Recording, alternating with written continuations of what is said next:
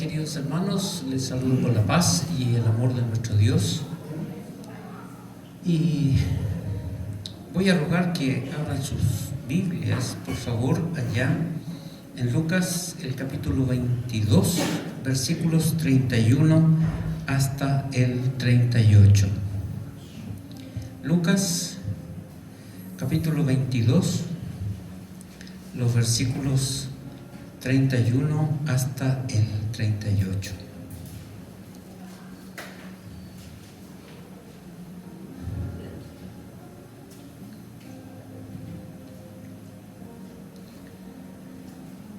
Dice así la palabra del Señor. Dijo también el Señor: Simón, Simón, he aquí Satanás os ha pedido para zarandearos como a trigo. Pero yo he rogado por ti, que tu fe no falte. Y tú, una vez vuelto, confirma a tus hermanos. Él le dijo: Señor, estoy dispuesto a ir contigo, no solo a la cárcel, sino también a la muerte. Y él le dijo: Pedro, te digo que el gallo no cantará hoy antes que tú niegues 3 veces que me conoces. Y a ellos dijo: Cuando os envié sin bolsa, sin alforja y sin calzado, ¿os faltó algo? Ellos dijeron: Nada. Y les dijo: Pues ahora el que tiene bolsa, tómela, y también la alforja, y el que no tiene espada, venda su capa y compre una. Porque os digo que es necesario que se cumpla todavía en mí aquello que está escrito. Y fue contado con los inicuos, porque lo que está escrito de mí tiene cumplimiento. Entonces ellos le dijeron: Señor, aquí hay 2 espadas. Y él les dijo: Basta.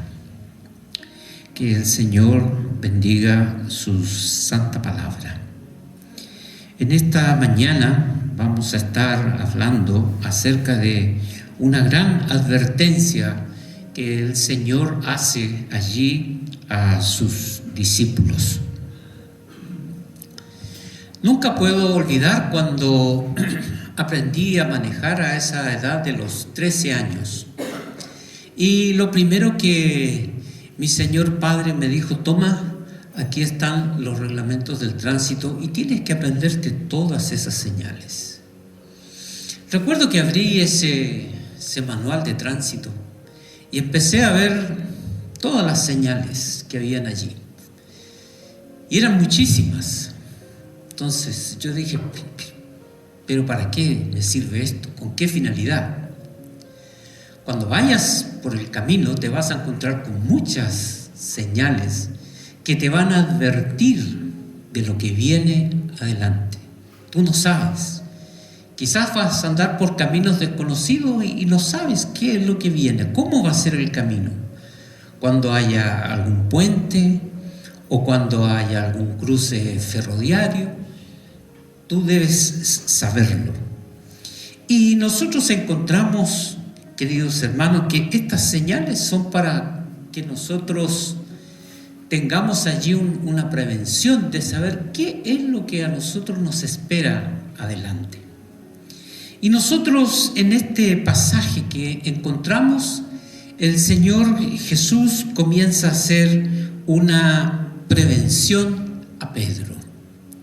Por eso es que es importante que nosotros entendamos que el Señor hace esta prevención anunciándole algo que va a venir, algo que va a llegar. Y el Señor se lo expresa, se lo dice a Pedro. Y más que nada esta prevención tiene que ver con las intenciones de un enemigo que nosotros hasta el día de hoy tenemos en común. Y nosotros podemos preguntarnos: ¿Por qué esta prevención? ¿A qué se debe? ¿Por qué hay que tenerla presente? Y para eso nosotros tenemos que saber quién es nuestro enemigo, de qué es lo que nos quiere prevenir. Nosotros encontramos que ya el apóstol Pablo lo plantea cuando nosotros vamos a ver una descripción de este enemigo en Efesios capítulo 6, versículo 12, dice: porque no tenemos lucha contra sangre y carne, sino contra principados, contra potestades, contra los gobernadores de las tinieblas de este siglo, contra huestes espirituales de maldad en las regiones celestes. En 1 Pedro 5:8 nos dice: sed sobrios y velad, porque nuestro adversario el diablo, como león rugiente, anda alrededor buscando a quien devorar. Aquí estos textos nos muestran que nuestro enemigo no es un enemigo muy sencillo, que digamos, sino que el propósito que tiene es, como dice Pedro, devorar, derribar, echarnos al suelo. Nuestro enemigo es el que nos quiere destruir, nos quiere apartar hacia un lado, nos quiere devorar. Jesús le da esta advertencia a Pedro, se lo dice muy claro: Satanás ha pedido zarandearnos. Hay una batalla espiritual que se está dando. Jesús se la da a conocer a Pedro. La batalla es que el enemigo quiere que tú abandones, que tú te rindas, que tú digas: no puedo, ya no sigo, hasta acá nomás llego yo. Pero Dios quiere que no abandones. Dios quiere que tú sigas. Muchas veces nos vamos a ver con un montón de situaciones en las cuales nosotros vamos a tener que enfrentarlas de una u de otra manera, y nos vamos a dar cuenta de que debemos ser constantes y fieles. A pesar de las situaciones difíciles que nos vengan, nosotros encontramos que hay una batalla allí, una batalla entre continuar o dejar. ¿Lo has pensado alguna vez? ¿Te has cansado alguna vez? Y nosotros encontramos que muchas veces nosotros hemos pasado por esto. Por esa razón, aquí nosotros encontramos que Jesús le está dando esta advertencia, le está dando una prevención. Y si ustedes se fijan en el texto, el Señor le dice: Simón, Simón. Es interesante notar que se lo dice 2 veces, repite su nombre 2 veces, como queriendo decir: oye, Simón, pon atención a lo que te voy a decir, no digas que no te lo advertí. Simón, Simón, pon atención, fíjate muy bien lo que te voy a decir. A veces pienso que a lo mejor podríamos decir y reemplazar nuestro nombre: Roberto, Roberto, pon atención a lo que te voy a decir. Hay algo importante de lo cual yo te tengo que prevenir. Y nosotros encontramos allí que esa era la intención del Señor Jesús, advertirle a Pedro de esta situación en la cual él se iba a ver enfrente en relación a esta lucha espiritual que había. Y queridos hermanos, esto no es nuevo. La Escritura siempre a nosotros nos da advertencias, siempre nos previene de muchas situaciones. En el Salmo 73, 27 dice: porque he aquí, los que se alejan de ti perecerán. Destruirás a todo aquel que de ti se aparta. Nosotros encontramos que es una advertencia muy grande. Oye, ¿tú pensás apartarte? ¿Tú pensás dejar? ¿Tú pensás irte? ¿Tú pensás abandonarme? Y el Salmo nos responde con una advertencia: tú destruirás a todo aquel que se aparta de mí. Nos deja advertencias. Y nosotros encontramos que la Escritura nos deja advertencia para muchas cosas. Les deja advertencia a los padres, le deja advertencia a los esposos, les deja advertencia a los hijos. Para todas las situaciones nosotros encontramos que el Señor nos deja advertencia. Oye, no hagas tal cosa, porque si no te va a pasar esto. Nosotros en el libro de Levítico encontramos allí, al final de este libro, muchas consecuencias de la obediencia y la desobediencia, que más que nada son advertencias. Si tú eres desobediente, entonces esto va a ocurrir. Y si tú persistes en tu desobediencia, esto te va a ocurrir. No voy a mandar lluvia, va a haber sequía, voy a levantar los enemigos contra ustedes. Incluso van a llegar a comerse sus hijos. El Señor les advierte. La Escritura está llena de advertencias para nosotros.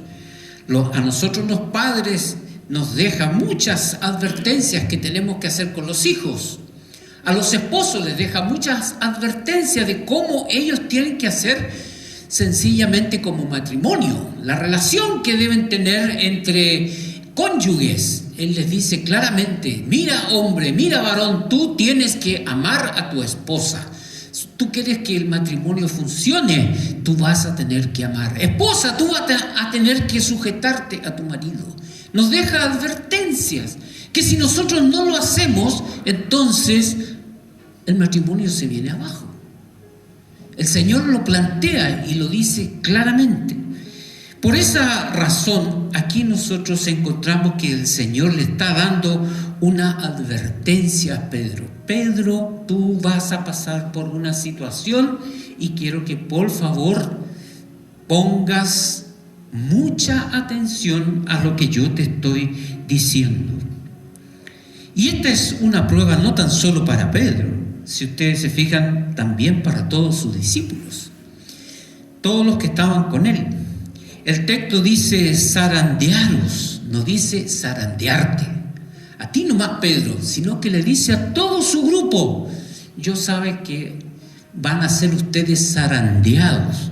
Y aquí él está usando una figura que es muy conocida por los discípulos, y Jesús usa esta figura tan cotidiana para advertirles más o menos lo que les va a suceder y lo que les va a ocurrir. Era muy común en aquella época separar el trigo de los restos de la paja. Estaba la trilla, se tomaba ese trigo, pero había que limpiar ese trigo. Y para limpiar ese trigo había que zarandearlo en una especie de sedazo o en una especie de bandeja donde ellos allí lo movían el trigo y a veces lo levantaban y lo tiraban para arriba y el viento se llevaba la paja. Y el Señor le está diciendo: oye Pedro, ¿sabes? Satanás ha pedido que yo los sencillamente, y te lo digo, para ser zarandeados. Vas a ser movido de aquí para allá, te van a tirar para arriba, para abajo. Entonces, nosotros encontramos que ese era el pedido que tenía Satanás. Nada bueno para Pedro. Vas a ser zarandeado como el trigo. Te voy a mover para lado y lado, te voy a tirar para arriba y ojalá te caigas al piso y te pueda destruir. Satanás quiere una destrucción completa de Pedro, como también quiere una destrucción completa de nosotros, pero no puede hacerlo. El texto nos dice que sencillamente que ha pedido. Y esto nos recuerda esta situación también cuando Satanás pide por Job. Jesús le está diciendo, ustedes van a pasar una gran prueba, van a pasar una situación bastante complicada y difícil, pero una situación más allá de lo que ustedes no puedan soportar. Por eso es que es interesante notar que cuando estudiamos los nombres de nuestro enemigo, nosotros encontramos que Satanás es el adversario, es nuestro contrario. Por eso es que nos dice que él quiere devorarnos, anda como león rugiente, quiere devorarte completamente como creación de Dios, como hijo de Dios, quiere dejarte inutilizado y para siempre. Eso es lo que él quiere. Por eso a nosotros nos deja la advertencia en la Escritura que tenemos que resistir al diablo y huirá de nosotros.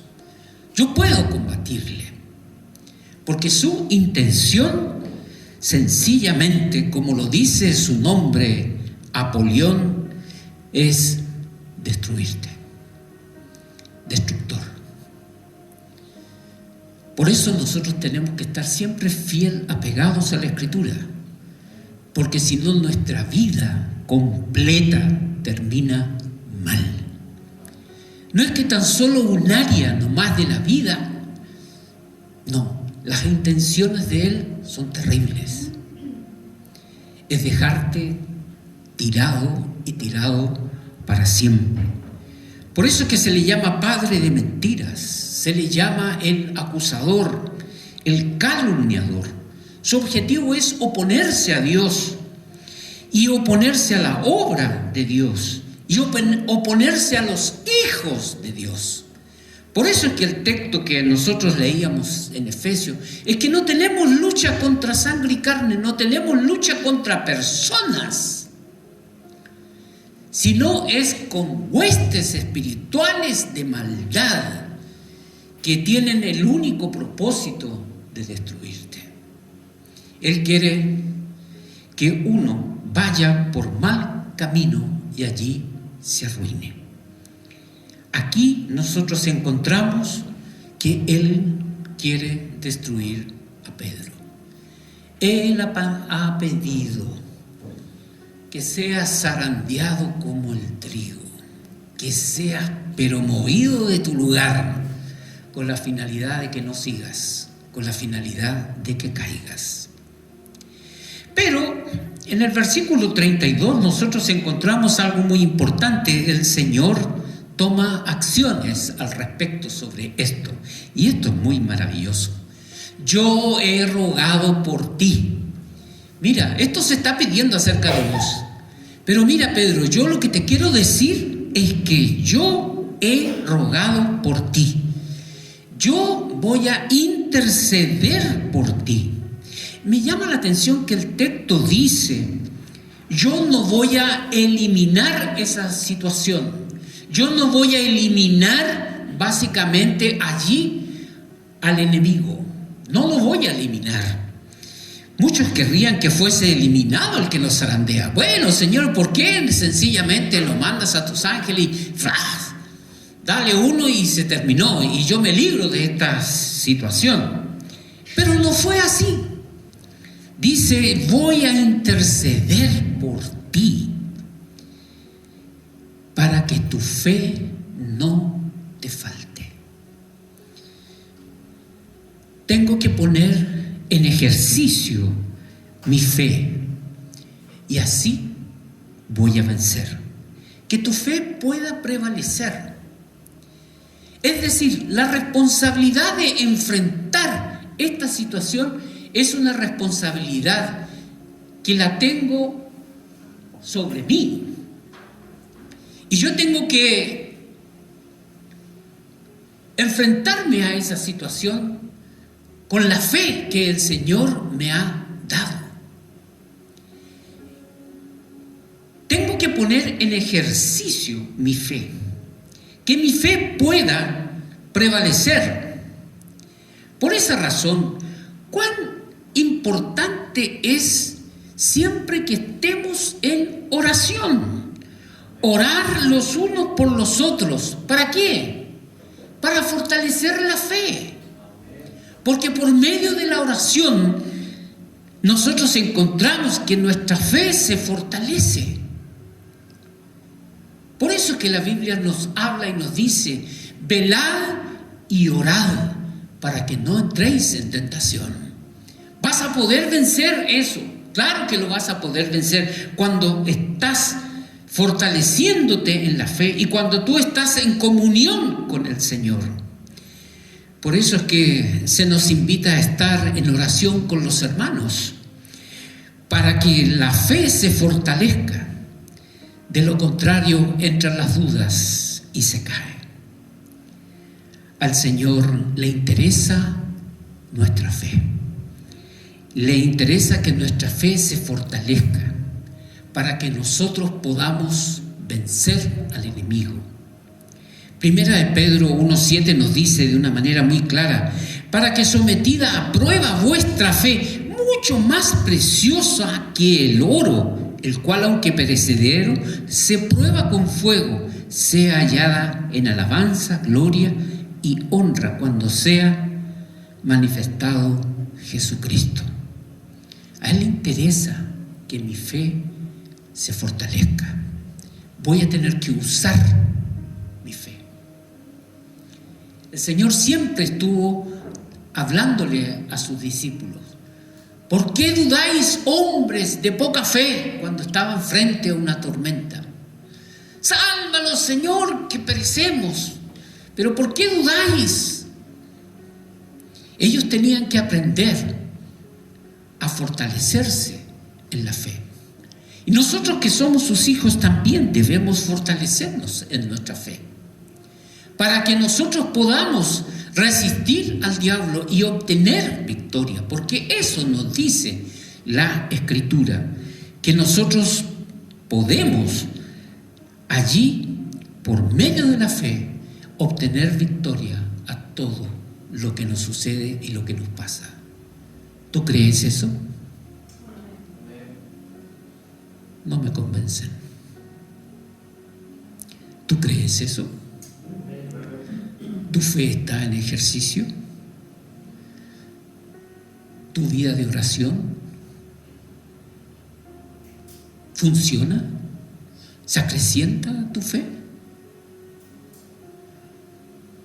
Si nosotros estamos luchando con algo que nos parece imposible, es allí cuando nosotros tenemos que hacer uso de la oración para fortalecer la fe y vencer.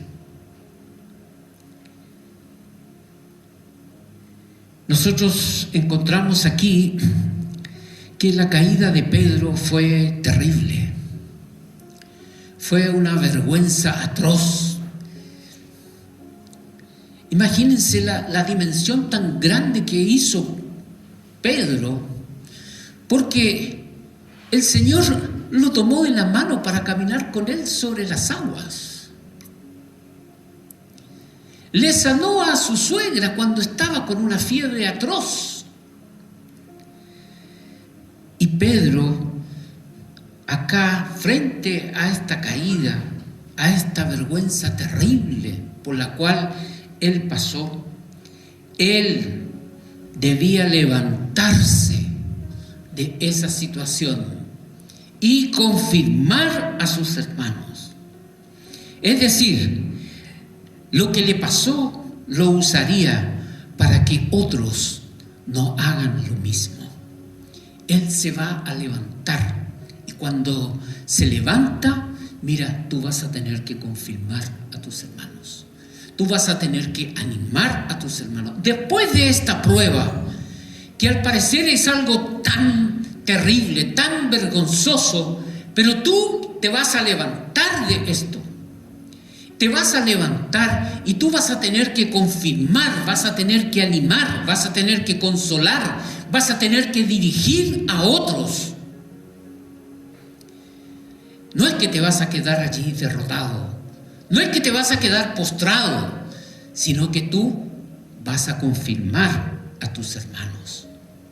El Señor ya le había mostrado todo el panorama al apóstol Pedro. Mira, te va a pasar esto, esto otro, te van a zarandear, sí, vas a pasar por una vergüenza bastante terrible, pero vos te vas a levantar de esto. Después de esto, dice el texto, vas a confirmar a tus hermanos. Parece que Pedro no estaba entendiendo muy bien todavía lo que sucedía. Por eso es que encontramos la respuesta del apóstol Pedro en este caso. Estoy dispuesto a ir a la cárcel, incluso a la muerte, nos dice el versículo 33. Señor, pero ¿de qué es lo que estás hablando yo? Yo estoy dispuesto a irme a la cárcel. Yo estoy dispuesto a morir incluso por ti. Una respuesta sin pensar. Una respuesta totalmente impulsiva. Él desconocía esta batalla que se estaba llevando a cabo. Pedro puso énfasis más que nada en cómo él se sentía en este momento. Y confiar de cómo se siente en el momento no es una base sólida para decir, yo esto lo voy a vencer. Se sintió valiente en ese momento.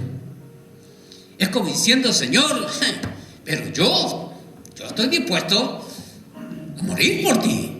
Él estaba muy valiente, pero era totalmente un súper hombre que estaba dispuesto a defender a Jesús en todas las situaciones que podían encontrar. Pero se sintió valiente él cuando fue intimidado por una criada. ¿Dónde le quedó la valentía? Yo te conozco, tú eres uno de ellos. No, yo no soy. Sí. ¿Dónde quedó la valentía? Se fue. Eso es cuando nosotros queremos depender de nosotros mismos para solucionar las situaciones que tenemos por delante. No, si yo puedo con esto. Esto deja a mi cargo que yo lo soluciono, yo lo arreglo. No es para tanto. Decimos cosas sin pensar. Es poca cosa lo que a mí me está pasando. Así que yo lo puedo solucionar. Nos sentimos valientes en ese momento. Pero después lloramos porque hemos fallado. Hemos caído. Él pensó que podía hacerlo descansando en sí mismo. No podemos hacer nada por nosotros mismos para vencer las artimañas del enemigo. Por eso es que el Señor Jesús nos deja esa advertencia tan clara y nos muestra que tiene que haber una dependencia continua, cotidiana con Él. Oye, sin mí nada podéis hacer. Yo contigo sí, tú conmigo sí. Pero si tú piensas que tú solo vas a poder solucionar tus propios problemas, por mucha voluntad que tengas, no. Por eso es que el apóstol Pablo nos menciona un texto tan conocido: todo lo puedo en Cristo que me fortalece. Él me da la fortaleza, Él me da la fuerza, Él me da allí lo que necesito, Cristo, para poder vencer.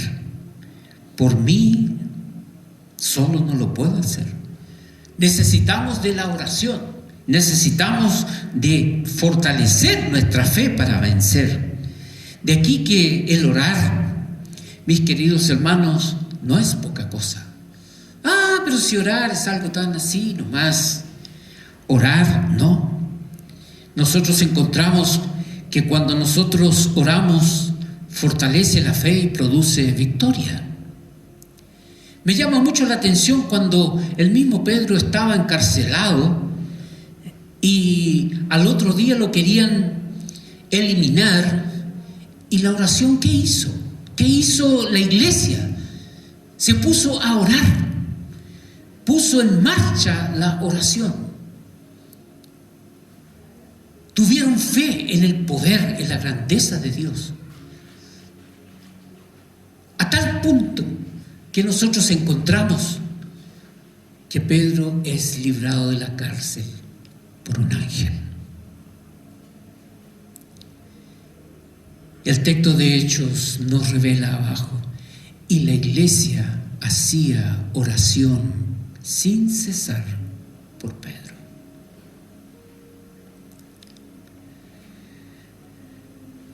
Jesús en el versículo 24 le responde a Pedro: Pedro, mira Pedro, te voy a dejar una señal. Te digo que el gallo no cantará hoy antes que tú niegues 3 veces que me conoces. Le deja una señal para que cuando escucha el gallo se acuerde de lo que Jesús le estaba diciendo y de lo que él estaba realizando. Nosotros encontramos en Mateo 26:74, dice: entonces él comenzó a maldecir y a jurar: no conozco a ese hombre. Y enseguida cantó el gallo. Pedro negó, Pedro maldijo, Pedro juró, cantó el gallo y se acordó. Le está diciendo el Señor: mira Pedro, esto va a ocurrir hoy, no va a ocurrir dentro de un mes, esto ya no más va a ocurrir dentro de poco. Negarás toda relación que tengas conmigo 3 veces. No una, sino que 3 veces vas a negar que me conoces, vas a jurar y vas a maldecir.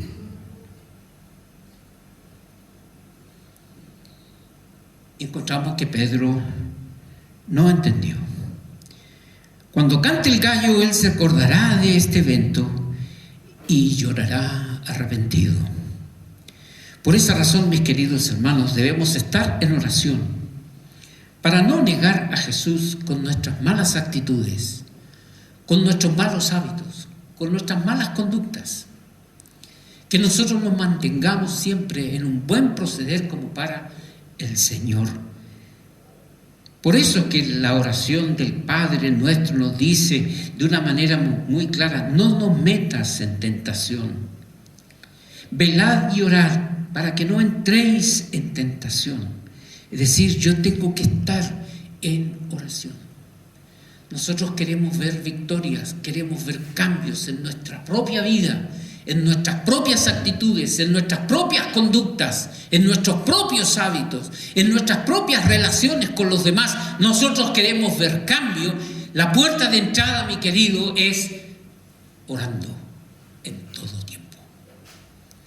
Señor, hablo contigo para tener allí la fortaleza, la fe y poder obtener victorias. Pero el relato continúa en los versículos 35 al 38 y el Señor Jesús ahora los llama a una preparación que ellos tienen que realizar. Hay un cambio de dirección. Al parecer, esta situación con el apóstol Pedro termina allí, pero continúa el Señor Jesucristo.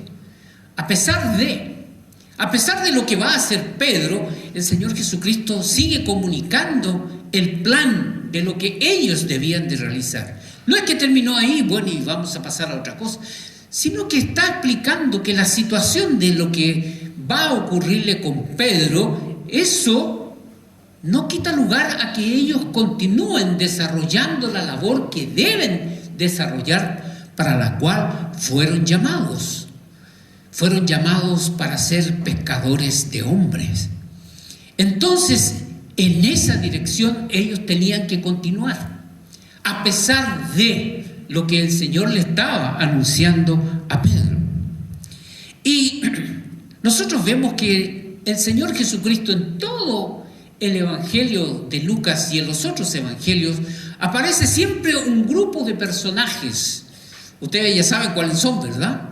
Los fariseos, los saduceos, los ancianos, y que todo el tiempo iban en contra de Jesús. Siempre querían matarle y fueron opositores tenaces contra Jesús. Ahora, los discípulos tenían que prepararse, porque al morir Jesús y Jesús ir al Padre, ese ataque ahora iba a ser dirigido hacia sus discípulos. Ahora ya no iba a estar Jesús en forma física con ellos, sino que ahora encontramos que los discípulos van a tener que enfrentarse a esa situación. Por eso es que les dice: cuando os envié sin bolsa, cuando los envié sin alforja y sin calzado, ¿os faltó algo? Ellos dijeron: nada nos faltó. Todo lo contrario, volvimos felices y contentos con grandes victorias. Entonces, antes, cuando ellos fueron a las misiones, no llevaron nada y no les faltó nada. Pero ahora le dicen: ustedes tienen que llevar bolsas, ustedes tienen que llevar alforja. Y el que no tiene espada, venda su capa y compre una. Ahora la situación es diferente. Ustedes ahora van a tener que enfrentarse a una situación. La situación de mis adversarios, ahora ustedes van a tener que enfrentarla. Y ellos van a tener que ser esforzados y valientes. De hecho, los discípulos lo hicieron. De hecho, nosotros encontramos que ellos fueron esforzados y valientes y cumplieron la misión del Señor. Se enfrentaron e hicieron, de acuerdo a la oposición, anunciaron el Evangelio por todas partes, por todo lugar, aunque la mayoría de ellos murió de una muerte muy terrible. Ellos sencillamente enfrentaron todas esas situaciones con gozo. Ahora ustedes tienen que llevar provisiones para sus viajes misioneros. Deberán llevar una espada. ¿Armas? ¿Debían llevar armas? ¿Debían llevar armas? Si así fuera, entonces el seguir a Cristo implica violencia, implica matar a otros. Como muchas religiones hoy en día tienen como parte de su devoción el matar. Tenemos que matar a los demás, tenemos que exterminarlos. El mismo Señor Jesús no nos mandó a violencia de ningún tipo. No nos mandó sencillamente a matar, nos mandó a predicar, nos mandó a amar, nos mandó a tener paz. El Antiguo Testamento era muy enfático: no matarás. Entonces nosotros encontramos, ¿a qué se refiere esta espada? ¿Que tendrían que ir armados?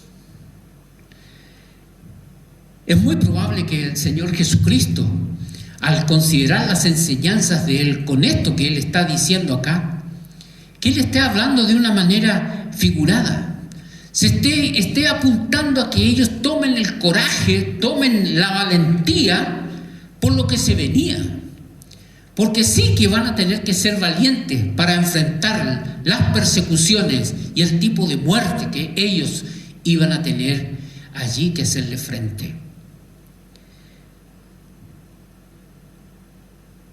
Y en ese contexto, el versículo 37 nos dice: porque os digo que es necesario que se cumpla todavía en mí aquello que está escrito y fue contado con los inicuos. Él comienza a relatar que todo lo que ya se ha dicho en el Antiguo Testamento se tiene que cumplir. Y nos dice que el Señor Jesús fue tratado como uno de los malhechores. El Antiguo Testamento nos relata todo sobre su nacimiento, su pasión, que fue tratado allí como un bandido, que fue juzgado como bandido, muerto como un bandido, con una terrible muerte que era la crucifixión, que era una muerte deshonrosa para una persona que era totalmente inocente.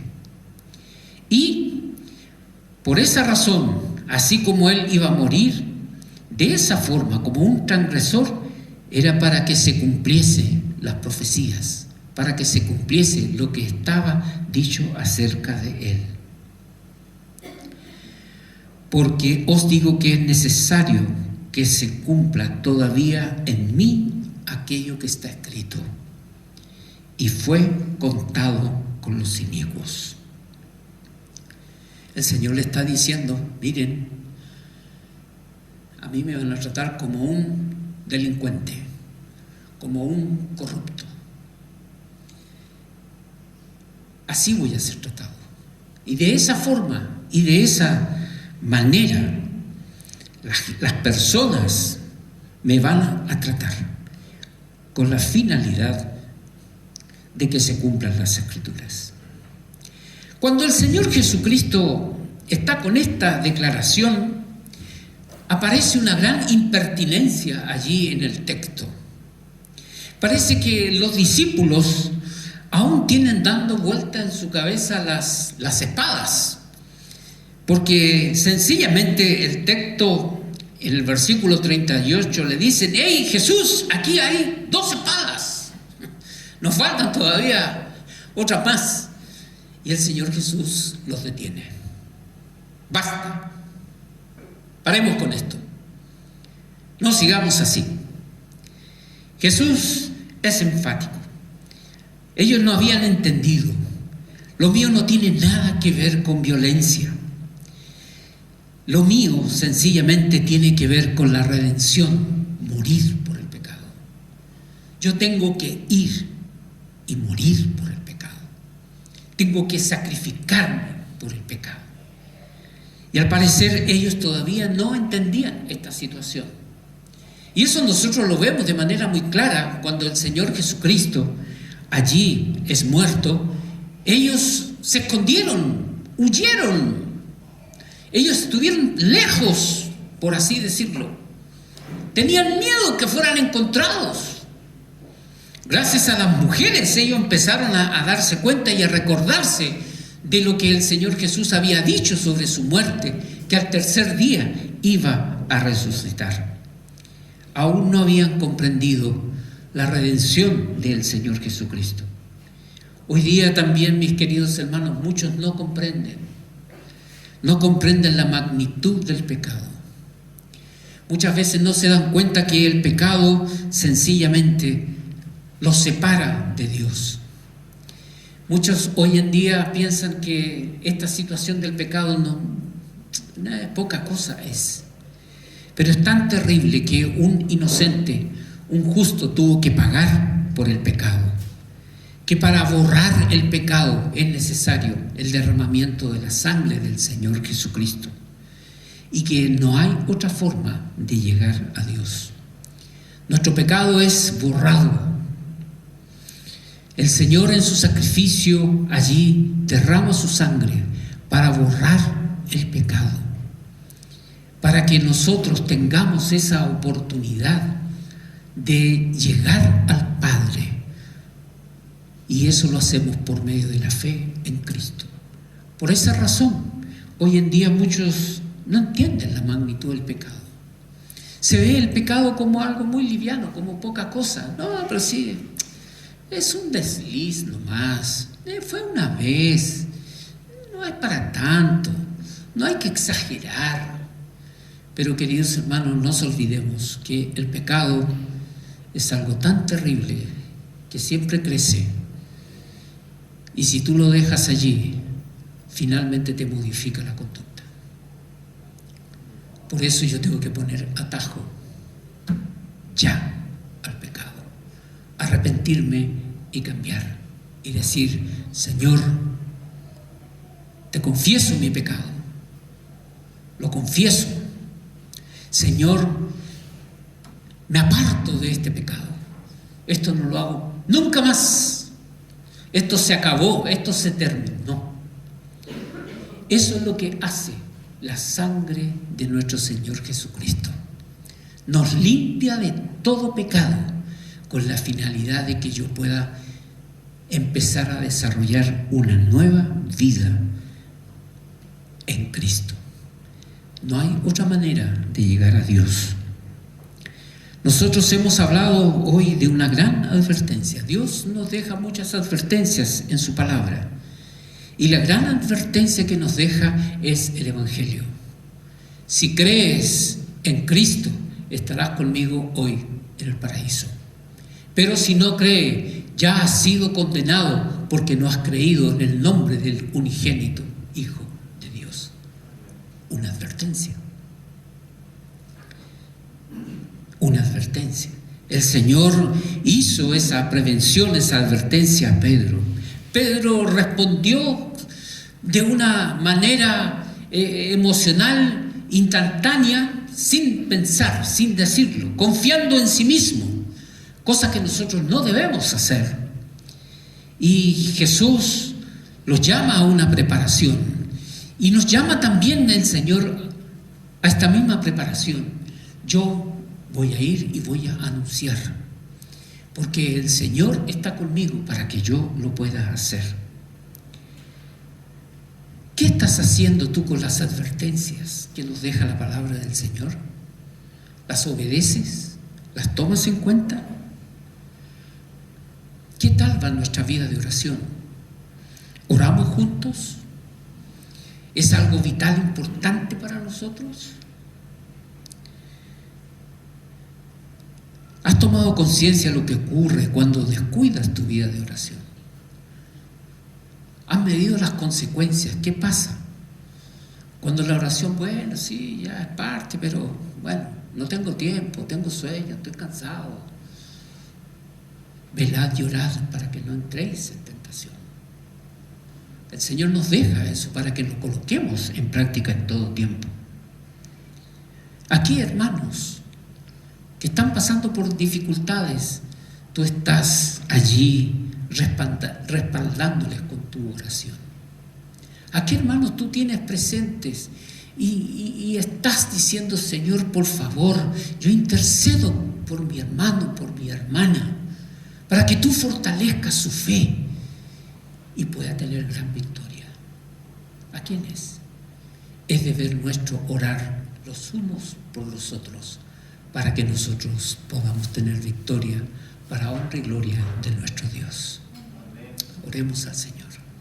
Amado Padre, te alabamos y te damos gracias, Señor. Gracias por esta oportunidad tan maravillosa que tú nos das de ver tu palabra, de escuchar tu palabra. Señor, ayúdanos a tomarnos de ti. Ayúdanos a desarrollar nuestra vida de oración. Señor, ayúdanos a que tú, Espíritu Santo, que intercedes por nosotros, estés obrando para que nuestra fe sea fortalecida, para tener victoria sobre todas aquellas cosas que no te agradan y que van en contra de tu palabra. Ayúdanos a tomarnos de eso, a creer eso, a hacerlo nuestro, para que nosotros podamos vivir para ti. Gracias, Padre, muchas gracias. Te alabamos y te adoramos por ese sacrificio tan maravilloso en la cruz, Señor, donde todos nuestros pecados quedaron borrados. Rogamos todos esto en el nombre de Cristo Jesús.